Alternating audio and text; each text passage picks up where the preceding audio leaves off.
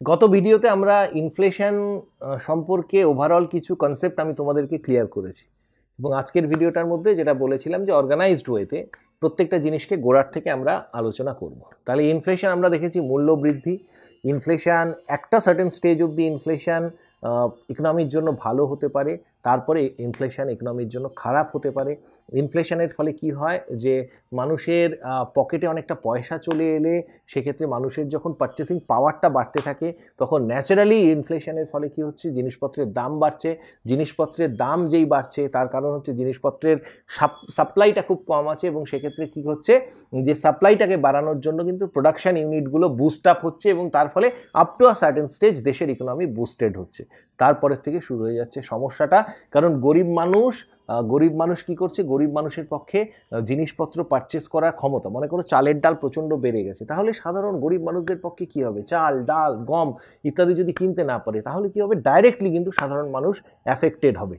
যখন ইনফ্লেশনটা একটা বড়সড় লেভেলে পৌঁছে যাবে সেক্ষেত্রে কিন্তু দেশের অর্থনীতি একটা বিপর্যয়ের সম্মুখীন হবে, কারণ মানুষের ক্রয় ক্ষমতা এতটাই তলানিতে চলে যাবে যে মানুষের কিন্তু তখন বেসিক নিডসগুলো ফুলফিলড হবে না। সুতরাং একটা সার্টেন স্টেজের পরে inflation is very bad to the economy. Now let's check the inflation rates in India. ভারতবর্ষে wholesale price index, consumer price index, যেগুলোকে আমি গত ভিডিওর মধ্যে এক্সপ্লেন করেছিলাম, ইত্যাদি বিভিন্ন রকমের ইনফ্লেশন মেজার করার টুলস রয়েছে। But we generally find in headlines as inflation rate, যেটা আমরা সমস্ত সংবাদপত্রে পড়ছি যে ইনফ্লেশন হচ্ছে। তাহলে কিসের ভিত্তিতে?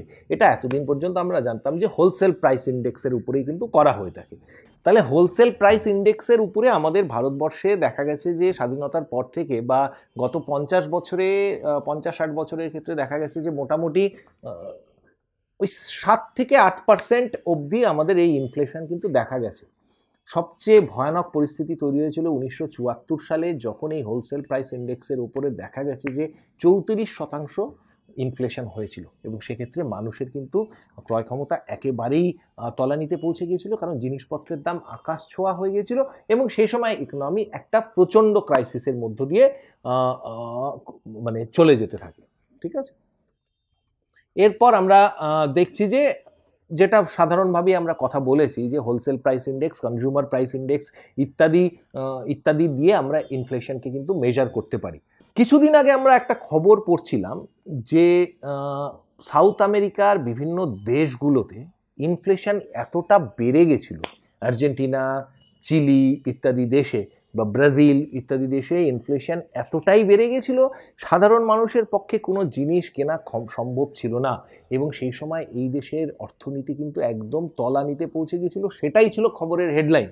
সুতরাং এই সিস্টেমটা যাতে ইন্ডিয়াতে সেই মুহূর্তে না আসে, এফেক্ট না করে, এবং ইকোনমির একটা খুব বড় ফ্যাক্টর হচ্ছে ইকোনমিতে যখনই একটা দেশে একটা কোনো ট্রেন্ড চালু হয় পার্শ্ববর্তী দেশগুলোতেও কিন্তু সেই ট্রেন্ড এফেক্ট করে থাকে। যেমন আমরা বলতে পারি যে ইউএস ইকোনমিতে 2007-08 সালে সেকেন্ড হাফ অফ 2000 যে 2000-এর যে দশকটা, সেই সময়তে একটা বড়সড় ডিপ্রেশন দেখা গিয়েছিল এবং তার এফেক্টটা, এবং সেই সময় প্রচুর কোম্পানি বন্ধ হয়ে যায়, প্রচুর বিখ্যাত কোম্পানি সেই সময় কিন্তু বন্ধ হয়ে যায়। আমরা জানি যে জি ক্যাপিটালের মতন কোম্পানিও এফেক্টেড হয় এবং এর ফলে কি হয়েছিল, এর এফেক্টটা কিন্তু আমরা সে সময় দেখি কি তার এফেক্ট কিন্তু ভারতবর্ষের মধ্যেও গিয়ে পড়েছিল। সুতরাং ইকোনমির একটা জেনারেল ট্রেন্ড থাকে যে একটা দেশ এফেক্টেড হলে তার পার্শ্ববর্তী বা তার দূরবর্তী, মানে সারা ওয়ার্ল্ডের মধ্যেই কিন্তু বড়সড় আমেরিকার মতন দেশ যদি এফেক্টেড হয় তাহলে তার এফেক্টটা সারা ওয়ার্ল্ডের মধ্যেই পড়ে থাকে।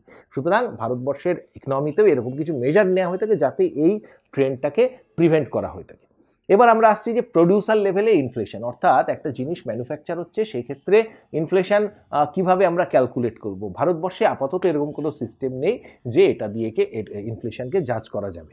পরবর্তীতে আমরা আসছি ইনফ্লেশন অ্যান্ড হোলসেল লেভেল, মানে যেটাকে আমরা বলছি wholesale price index. Wholesale price index এই জিনিসটা এই 2014 সালের পর্যন্ত আরবিআই কিন্তু এই হোলসেল প্রাইস ইন্ডেক্সকেই ইউজ করতো ইনফ্লেশনকে মাপবার জন্য। তার পরবর্তীকালে আমরা কনজিউমার প্রাইসের দিকে কিন্তু বেশি ঝুঁকে গেছি, কারণ আমরা একটু আগেই গত ক্লাসেই বলেছি যে হোলসেল প্রাইস অ্যাকচুয়াল সিনারিওকে কিন্তু ডেপিক্ট করতে পারছে না। এবার হোলসেল প্রাইস ইন্ডেক্স কারা ডিটারমিন করে থাকে? হোলসেল প্রাইস ইন্ডেক্স ডিটারমিন করে থাকে ministry of commerce and industry. Wholesale price ইন্ডেক্সটা কি ছিল? হোলসেল প্রাইস ইন্ডেক্সটা অ্যাকচুয়ালি 676টা বেসিক আইটেমের একটা সার্টেন পিরিয়ডের প্রাইসটাকে নিয়ে আমরা তার উপরে আজকের ডেটে কতটা এনহান্সমেন্ট হচ্ছে সেটাকে আমরা দেখে থাকি। তাহলে হোলসেল প্রাইস ইন্ডেক্সে কতগুলো প্রোডাক্টকে নেওয়া হয়ে থাকে? 676টা। একটা কথা মনে রাখতে লাগবে যে হোলসেল প্রাইস ইন্ডেক্সে কিন্তু কোনো সার্ভিসেসকে ইনক্লুড করা হয় না। হোয়ারাজ আমরা দেখছি যে ভারতবর্ষের ইকোনমিতে এখন সার্ভিস সেক্টরটা কিন্তু সবচেয়ে বড় লায়ন শেয়ার কিন্তু কন্ট্রোল করছে সার্ভিস সেক্টর, কিন্তু হোলসেল প্রাইস ইন্ডেক্সে সার্ভিস সেক্টরকে আমরা ধরছি না। তাহলে এই যে হোলসেল প্রাইস ইন্ডেক্স, সেটা ইকোনমির লার্জেস্ট জিডিপির লার্জেস্ট শেয়ার যার সার্ভিস সেক্টর, তাকেই যদি ক্যালকুলেট না করে তাহলে কি রিয়ালিস্টিক হচ্ছে? রিয়ালিস্টিক হচ্ছে না। এর ফলে হোলসেল প্রাইস ইন্ডেক্স থেকে কিন্তু অ্যাকচুয়ালি সিনারিওটাকে আমরা ক্যালকুলেট করতে বা জাজ করতে পারছি না। এরপর 2014 সালে আরবিআই গভর্নর, তৎকালীন গভর্নর রঘুরাম রাজন, তিনি কিন্তু ওনার মনিটারি পলিসিটাকে এবং বিভিন্ন পরিবর্তন আসেন, এবং সেই সময় গভর্নমেন্টের একটা পলিসির চেঞ্জ যেটা ছিল, সে হোলসেল প্রাইস থেকে অনেক রেশনাল যেটা, সেটা হলো কনজিউমার প্রাইসের ইনফ্লেশনটাকে মেজার করা। এবার কনজিউমার প্রাইস মানে হলো তুমি যে প্রাইসটা দিয়ে দোকান থেকে জিনিস কিনছো, এবং সেই কনজিউমার প্রাইস ইন্ডেক্সের ভিত্তিতে যদি ইনফ্লেশন জাজ করা হয়ে থাকে, এবং এক্ষেত্রে কিন্তু সার্ভিস সেক্টরকেও ইনক্লুড করা হয়ে থাকে, এবং এক্ষেত্রে দেখা গেছে যে কনজিউমার প্রাইস ইন্ডেক্সটা এর মধ্যে সার্ভিস সেক্টরকে করার ফলে অনেকটাই রেশনাল এবং রিয়েলিস্টিক হচ্ছে, যেটা কিন্তু হোলসেল প্রাইস ইন্ডেক্সের ক্ষেত্রে আমরা দেখিনি। এবং সিপিআই বা কনজিউমার প্রাইস ইন্ডেক্স টোটাল 260টা কমোডিটিজের ওপরে ভিত্তি করে তৈরি করা হয়ে থাকে। এবং এই কনজিউমার প্রাইস ইন্ডেক্সটা প্র্যাকটিক্যালি এর 4টে কম্পোনেন্ট রয়েছে। এই 4টে কম্পোনেন্টগুলো কি কি?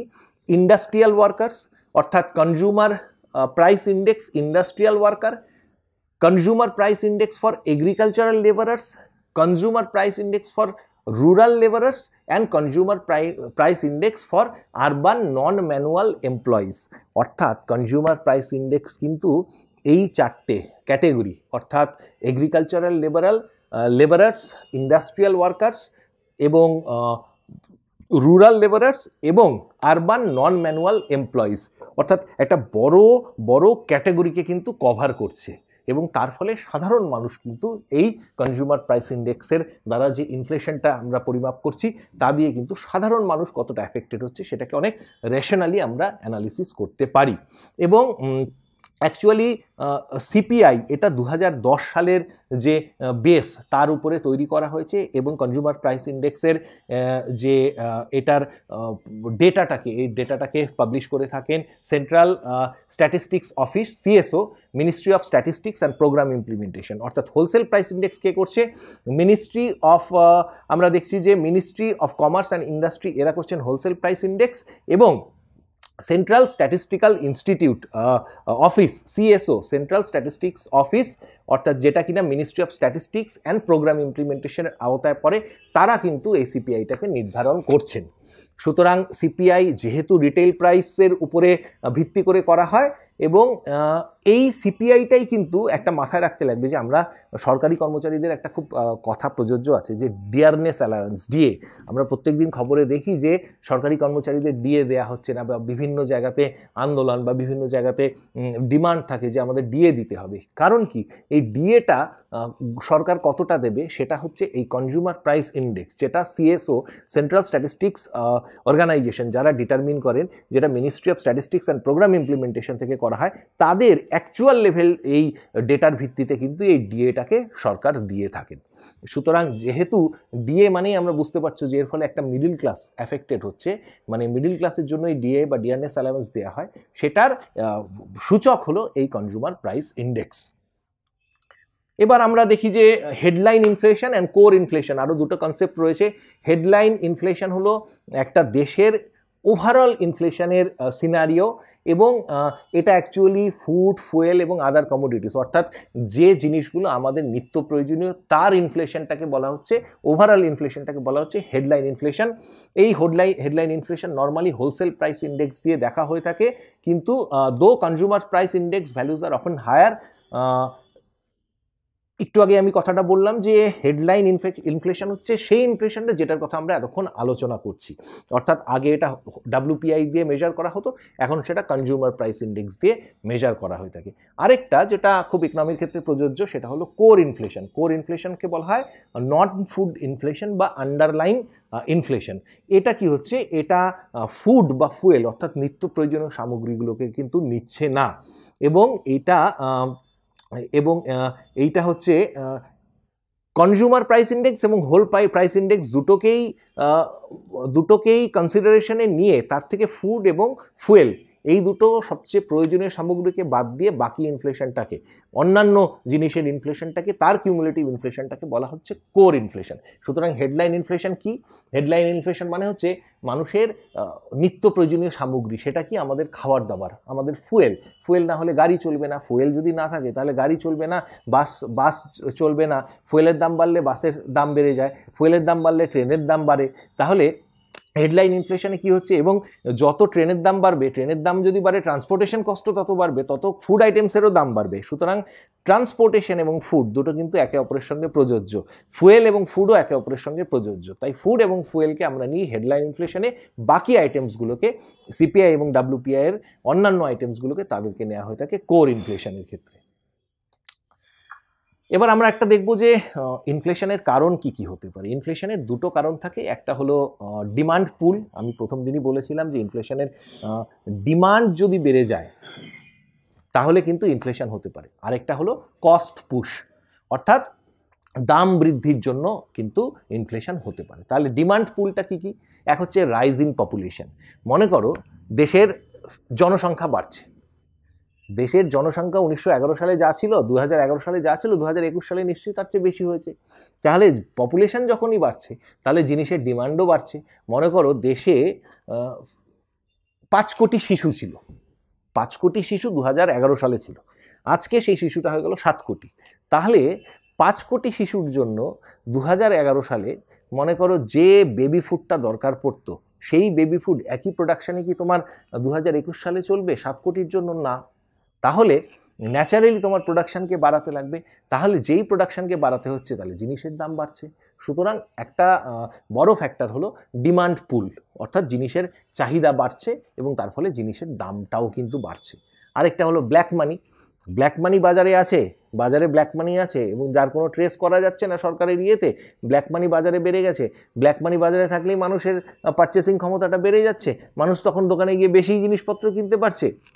তার ফলে কি হলো, তুমি একজন মানুষ বা একটা ক্যাটাগরির ব্যবসায়ী, ইললিগাল ব্যবসায়ী, অসাধু ব্যবসায়ী, যাদের কাছে এরকম প্রচুর ব্ল্যাক মানি অ্যাকুমুলেটেড হয়েছে, যেটা কিন্তু তুমি ডিজিটাল ট্রানজ্যাকশন, এখন তো সমস্তটাই ডিজিটাল ট্রানজ্যাকশন হয়ে যাচ্ছে, এবার তারা কিন্তু ডিজিটাল ট্রানজ্যাকশানে কিন্তু সেই ব্ল্যাক মানিটাকে শো করতে পারছে না, যেহেতু সেটা তার প্যানের মধ্যে চলে আসছে। ফলে তার কাছে কি হচ্ছে, থোক টাকা, ক্যাশ টাকা কিন্তু তার কাছে চলে আসছে। এই ক্যাশ টাকাটা সে কী করবে? ক্যাশ টাকাটা তো সে খরচ করে রাখবে না, সে সঞ্চয়টা করবে তার সেভিংসটা দিয়ে। আর যে ক্যাশ টাকা ব্ল্যাক মানি তার হাতে ডিপোজিটেড আছে, সেটা দিয়ে কি করবে, সে তার বাজারে খরচা করবে। সে ফ্ল্যাট কিনবে, সে গাড়ি কিনবে, বা সে কোনো, যদিও প্রত্যেকটা পারচেসের ক্ষেত্রেই এখন সোর্স অফ পারচেসটাকে, একটা সার্টেন লেভেলের পরে সোর্স অফ পারচেসটাকে হাইলাইট করা হয়েছে, কিন্তু তাও সে যদি বাজারে গিয়ে আগে সে মনে করো যে একটা টিভি কিনলো, ঠিক আছে, এবার তার এই গচ্ছিত টাকাটা দিয়ে বাজারে তারা গিয়ে টিভি কিনছে, ফ্রিজ কিনছে, এন্টারটেনমেন্ট প্রোডাক্টস কিনছে, তাহলে সেই জিনিসগুলোর দাম কিন্তু অটোমেটিক্যালি বেড়ে যাচ্ছে। সুতরাং black money may be one of the reasons rise in income. ষষ্ঠ পে কমিশনের ফলে মানুষের, আমি প্রথমেই গত ভিডিওতেই বলেছিলাম যে তোমার যে কেনার ক্ষমতাটা ছিল একটু হলেও সেটা বেড়ে যাচ্ছে। তার ফলে কী হচ্ছে, যেই তুমি, তোমার পকেটে পয়সা থাকছে, তুমি গিয়ে বাজারে 500 গ্রামের জায়গায় তুমি 1 কেজি পেঁয়াজ চাচ্ছ, ফলে কী হচ্ছে, ন্যাচারালি পেঁয়াজের ডিমান্ড বেড়ে যাচ্ছে। তো পেঁয়াজের সাপ্লাই যদি লিমিটেড থাকে, পেঁয়াজের দামটা অটোমেটিক্যালি বেড়ে যাচ্ছে। আরেকটা হলো এক্সেসিভ গভর্নমেন্ট এক্সপেন্ডিচার। গভর্নমেন্ট, ভারতবর্ষের সরকার হলো সরকার মূলত ওয়েলফেয়ার গভর্নমেন্ট কী করেন, যে বিভিন্ন এক্সপেন্ডিচার করে থাকেন, মানে সরকার বিভিন্ন জিনিস, সুযোগ সুবিধা মানুষকে পাইয়ে দেয়। এবার সরকার যদি মানুষকে বিভিন্ন সুযোগ সুবিধা পাইয়ে দেওয়ার জন্য বেশি টাকা খরচ করে, তাহলে তোমার পকেটে কিন্তু ওই টাকাটা যেটা তুমি আগে নিজের পকেট থেকে খরচ করতে, সেটা এখন সরকার তোমার জন্য করে দিচ্ছে। মনে করো সাইকেল কেনা, সাইকেল কেনাটা সবুজ সাথীতে তোমাকে সরকার একটা সাইকেল দিয়ে দিচ্ছে, কন্যাশ্রীতে তোমার পড়াশুনোর জন্য সরকার থেকে একটা পড়াশুনোর টাকা দিয়ে দিচ্ছে। তাহলে ওই টাকাটা কিন্তু তোমার নিডটা ছিল এবং তুমি হয়তো কষ্ট করে ওই টাকাটা খরচ করতে। একটা গ্রামের একজন সাধারণ খেটে খাওয়া মানুষ, যার কাছে যে কিন্তু তার মেয়েকে স্কুলে পাঠানোর জন্য আগে সাইকেলটা দিত, সুতরাং সে ওই খরচাটা করতো, কিন্তু এখন সরকার তাকে দিয়ে দিচ্ছে টাকাটা। মনে করো রূপশ্রীর জন্য 25,000 টাকা দেওয়া হয় বিয়ের জন্য, তার মানে সাধারণ মানুষের ওই বিয়ের জন্য ওই 25,000 টাকাটা কিন্তু আগে খরচ করতেই হতো, এখন সেই টাকাটা বেঁচে যাচ্ছে। তখন মানুষের টেন্ডেন্সি কি থাকবে? এই টাকাটাকে খরচ করা। সুতরাং গভর্নমেন্ট এক্সপেন্ডিচার বাড়াচ্ছে, মানুষের সঞ্চয় বেড়ে যাচ্ছে, মানুষ সেই টাকাটাকে বাজারে গিয়ে জিনিসপত্র কেনার জন্য ইউজ করছে। ফলে কি হচ্ছে? মার্কেট ইনফ্লেশনটা বেড়ে যাচ্ছে। আরেকটা কারণ এই ইনফ্লেশনের, যেটা আমরা বলে থাকি, যেটা কস্ট পুশ ফ্যাক্টরের ক্ষেত্রে হচ্ছে minimum support price. Minimum support প্রাইসটা কি? কস্ট পুশটা কি? গভর্নমেন্ট কি করছে? মিনিমাম সাপোর্ট প্রাইসটাকে বাড়িয়ে দিল। অর্থাৎ মনে করো ধানের একটা কুইন্টালের দাম আগে ছিল মনে করো 500 টাকা, ঠিক আছে? মানে সরকার এমএসপি দিত, মিনিমাম সাপোর্ট প্রাইস একটা চাষিকে দিত 500 টাকা। এখন সরকারের পলিসি হলো কৃষক বন্ধু পলিসি, বা সরকার যদি ফার্মার ফ্রেন্ডলি পলিসি হয়, তাহলে সরকার কি করছে? ওই 500 টাকার জায়গায় ধানের জন্য কি করছে, যে সরকার তার কাছ থেকে ওই ধানটা নিয়ে নিচ্ছে, তাকে কি 500 টাকা মিনিমাম সাপোর্ট প্রাইসটা বাড়িয়ে দিয়ে 1000 টাকা দিয়ে দিল। সঙ্গে সঙ্গে আমাদের প্রাইমারি সেক্টরে, এগ্রিকালচারাল সেক্টরে বড় টাকা ঢুকে যাচ্ছে কৃষকদের কাছে। তার ফলে কি হলো? তাদেরও একটা পারচেসিং পাওয়ার বেড়ে গেল। আমরা জানি যে ভারতবর্ষের একটা বড় অংশের মানুষ কিন্তু রুরাল ইকোনমিতে থাকেন এবং তারা এগ্রিকালচারের সঙ্গে যুক্ত। তাদের মিনিমাম সাপোর্ট প্রাইস যখনই বাড়িয়ে দেওয়া হচ্ছে, সঙ্গে সঙ্গে তাদের পয়সাটা বেড়ে যাচ্ছে এবং তাদের পারচেসিং পাওয়ারও বেড়ে যাচ্ছে। ইন্টারন্যাশনাল প্রাইস, যদি মনে করো যে অয়েলের ব্যারেল প্রাইসটা বাজারে বেড়ে যায়, মনে করো ইন্টারন্যাশনাল একটা গালফ ওয়ার হয়েছে, গালফ ওয়ারে যখন হয়েছিল তখন দেখা গেছে যে অয়েল প্রোডাকশানটা কমে যাচ্ছে। অয়েল প্রোডাকশান যদি ইকুয়ালও থাকে, অয়েলের ট্রান্সপোর্টেশনটা কমে যাচ্ছে, কারণ সেই জায়গাটা অলরেডি ওয়ার এফেক্টেড। তার ফলে কি হলো? মার্কেটে কিন্তু অয়েলের সাপ্লাইটা কমে গেল। যেই ইন্টারন্যাশনাল মার্কেটে অয়েলের সাপ্লাই কমে গেল, সঙ্গে সঙ্গে কিন্তু আমাদের মতন দেশে, যারা আমরা সিংহভাগ কিন্তু অয়েল ইম্পোর্টের উপরে বিশ্বাস করি, তাদের ক্ষেত্রে কি হলো? তাদের জন্য অয়েলের দামটা অনেক বেড়ে গেল। যেই অয়েলের দাম বেড়ে গেল, তার সঙ্গে সঙ্গে ফুয়েলের দাম যদি বেড়ে যায়, আমি প্রথমেই বলেছি, তার সঙ্গে সঙ্গে সাবসিডিয়ারি সমস্ত জিনিসের দাম বাড়ার একটা টেন্ডেন্সি লক্ষ্য করা যায়। তার ফলে বাজারে ইনফ্লেশন আসতে পারে। এছাড়া হোর্ডিং বা ব্ল্যাক মার্কেটিং। তোমরা জানো যে একটা গোডাউনে একজন অসাধু ব্যবসায়ী, সে কি করেছে? সে তার কিন্তু একটা সময় পেঁয়াজের যখন বাজারে ডিমান্ড আছে, পেঁয়াজ সে কি করেছে? গচ্ছিত রেখে দিয়েছিল, সেটাকে বাজারে ছাড়েনি। সে দেখেছিল, ওয়েট করছিল, যেই বাজারে ডিমান্ডটা বাড়বে সে হুট করে অল্প অল্প করে পেঁয়াজ ছাড়বে, এবং তার ফলে কি হবে? অটোমেটিক্যালি পেঁয়াজের দামটা বাড়বে। এবং এই ব্ল্যাক মার্কেটিং সে করে রেখেছিল, আসল সময় বাজারে পেঁয়াজকে ছাড়েনি। এবার তার মনে করো 50টা তার কোল্ড স্টোরেজ আছে, সেই কোল্ড স্টোরেজে সে এরকম দিনের জন্য ওয়েট করছিল যখন বাজারে একটু পেঁয়াজের চাহিদাটা বাড়ে, ঠিক আছে? এবং সে কি করছে? একটা কোল্ড স্টোরেজের পেঁয়াজকে শুধুমাত্র ছাড়লো, যেখানে দরকার ছিল 5টা কোল্ড স্টোরেজের পেঁয়াজ, সেখানে একটা কোল্ড স্টোরেজের পেঁয়াজ ছাড়লো। সঙ্গে সঙ্গে বাজারে পেঁয়াজের একটা আকাল পড়লো, মানুষের পেঁয়াজের চাহিদাটা বাড়লো। সঙ্গে সঙ্গে কি হলো? সে পেঁয়াজের দামটা মনে করো কুইন্টাল প্রতি 500 টাকা বাড়িয়ে দিল। এর ফলে কি হচ্ছে? যেই হোলসেলে তোমার তাহলে যে পেঁয়াজটা আসছে, তার দামটা অনেকটা বেড়ে যাচ্ছে। এর ফলে কি হলো? বাজারে পুরোপুরি আমাদের একটা ক্রাইসিস তৈরি হয়ে গেল। এর ফলে বাজারে কিন্তু ইনফ্লেশন তৈরি হয়ে গেল। এছাড়া আমরা জানি যে যখন দেশে প্রোডাকশান যদি বেড়ে যায় এবং প্রোডাকশান এবং ডিস্ট্রিবিউশনের মধ্যে যদি কোনো ডিসপ্যারিটি হয়, তাহলেও সেক্ষেত্রে ইনফ্লেশন হতে পারে। এগুলো সবই হলো কস্ট পুশ ফ্যাক্টর। এরপরে নেক্সট ক্লাসটাতে, ছোট্ট ক্লাস, তার মধ্যে আমরা আলোচনা করব মূলত কী করে এই ইনফ্লেশনকে ট্যাকেল করা যায়। ধন্যবাদ।